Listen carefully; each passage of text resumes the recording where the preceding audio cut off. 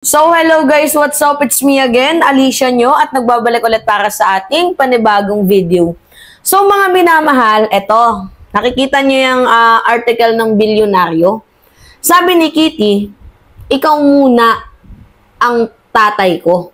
Siyempre, alam nyo naman mga minamahal na itong si former President Duterte ay nandoon sa The Hague, nandoon sa the Netherlands, nakakulong. So ngayon, yung real na tatay ni Kitty Duterte nakakulong. So which is, walang tatay as of the moment si Kitty. Ngunit nag-ask siya, mga minamahal, kay Bongo na kung pwede na siya yung maging tatay. Pero ano yung twist doon? Alamin natin yan. Basahin lang muna natin. Ninong Bongo, wala na akong tatay. Ikaw muna ang tatay ko ngayon. Pero wag kang umiyak. Ngayon ang panahon na magkaisa tayo, straightforward tayo, at be strong. Alam nyo kung ano yung twist dito, mga minamahal? Meron kasing mga umuugong-ugong na balita, usapan, na itong si Bongo daw po, galit si Sara Duterte kay Go.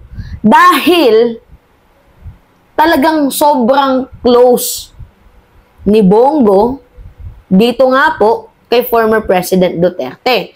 Now, syempre si Digong nasa ibang bansa. May mga perang naiwan. Diba? Gets ninyo mga minamahal?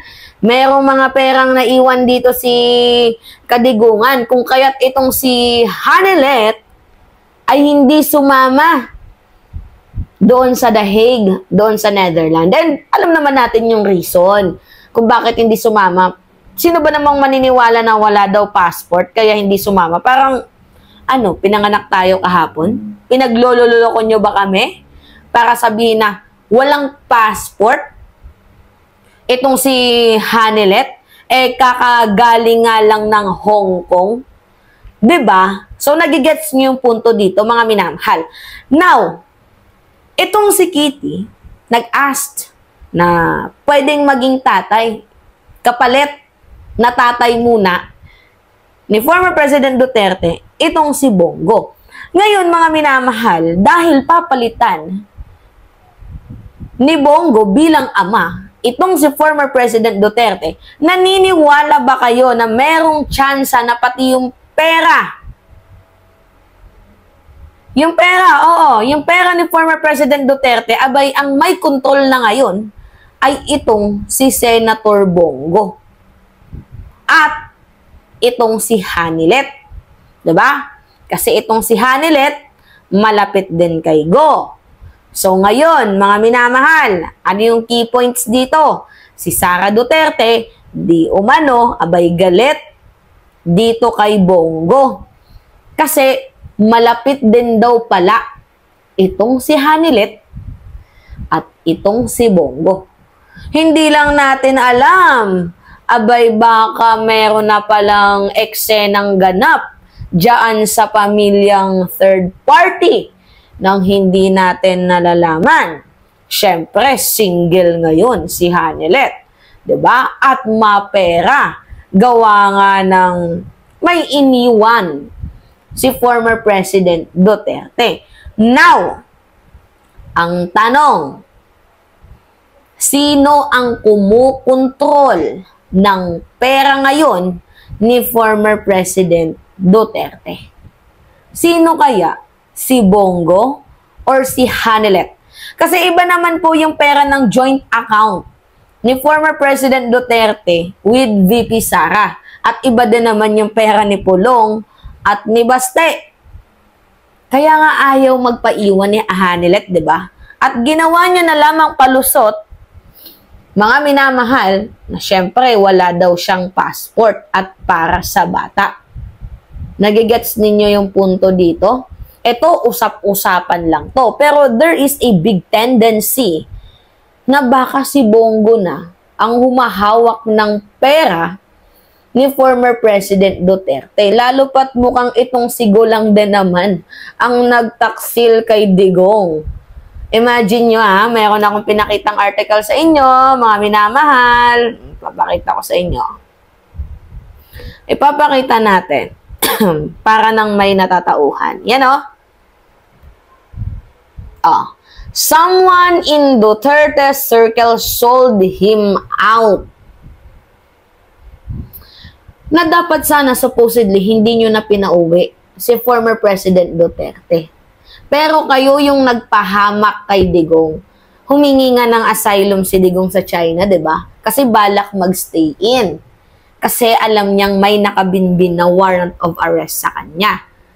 Now, na alam ninyo na merong problema kay former President Duterte, yung kanang kamay pa, yung nag-push through. Mga minamahal, tingnan nyo, oh.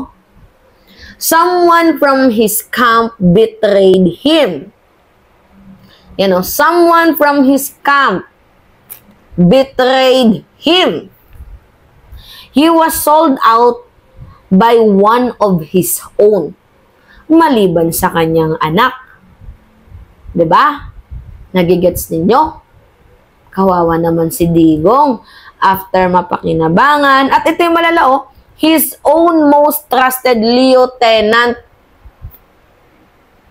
Kita ninyo? His most trusted lieutenant. Sino nga ba yung kanang kamay niya? At yung kanang kamay niya, mga minamahal, nakita nyo ba na binisita? Itong si former President Duterte. Di ba makikita ninyo, mas inuna niya pa ang mangampan niya. Mas inuna niya pa ang sarili niyang political ambition. Habang yung kanyang amo na naging mabait sa kanya, dahil powerless na, inetsapwera niya na. Ngayon na malapit si Go kay former President Duterte, meron ding alam siguro si Go sa mga pera ni Digong. And now, si Hanelet ay singgalu, abay baka nagkokontsabahan na. Hindi lang natin alam. Kasi si Kitty, ang sabi niya kung po pwede, maging tatay niya, si Bongo. Anong ibig sabihin nun? 'Di ba? Gets ninyo? Mga minamahal. Anyway, grabe tong mga palaisipan na to, no? And I think, walang sekretong hindi nabubunyag. Baka bukas, sa makalawa, sa isang buwan, malaman natin ang katotohanan. Baka may relasyon, di umano, si Bongo at itong si Hanelet. Hindi lang natin sure. Huwag naman sana. Kawawa naman si Digong, tinaksil ninyo. Matanda na nga yung tao. Napakinabangan lang ninyo. Ganyan na yung ginagawa nyo. Kaya galit na galit si Sara di umano. Totoo ba? Nagalit si Sara Duterte kay Senator Go? At mapapansin ninyo din yan noon. 'Di ba? Na si Baste galit kay Senator Go. Mayroong isang rally na kinall out niya si Bongo kasi hindi nagsasalita, 'di ba? O, Baste called out Bongo. Ito, natatandaan ninyo yan, Yan. Yan yung issue na yan. Davao Mayor Sebastian Duterte slams Bongo silence on the recent issue. Kasi si Bongo playing safe nga. 'Di ba? Ang gusto ng mga Duterte, kung kaninon sila ayaw, dapat ayaw din ng ni Go. Ganon, ang boses ng isa ay boses ng lahat. Kaya hindi na sa akin malabo at hindi na sa akin mga minamahal big deal kung mag-try daw itong si Go. 'Di ba? Once nang na-call out ni Baste itong si Bongo, ngayon pa kaya nawala na, powerless na sila, wala nang kapangyarihan, pwede na sila nitong iwan. 'Di ba? Betrayal to the max. Alright? Pwedeng umiyak, pero iyak ng Diablo ang ginagawa ngayon ni Bongo. Alright, mga minamahal, yun po. Anyway, it's me again, Alicia nyo, at nagbabalik ulit para sa ating panibagong video. Don't forget to click the subscribe, mga minamahal, Always click the subscribe button and always hit the notification bell para lagi kayong updated sa mga video na ina-upload natin. Yun lamang po, maraming salamat, inyong lingkod.